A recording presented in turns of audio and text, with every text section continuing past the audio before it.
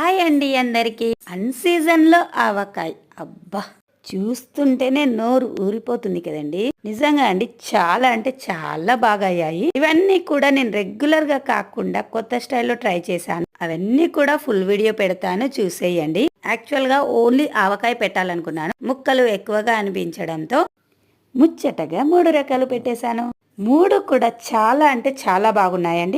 మరి నా వీడియో చూసిన తర్వాత లైక్ అండ్ సబ్స్క్రైబ్ చేసుకోవడం మర్చిపోకండి.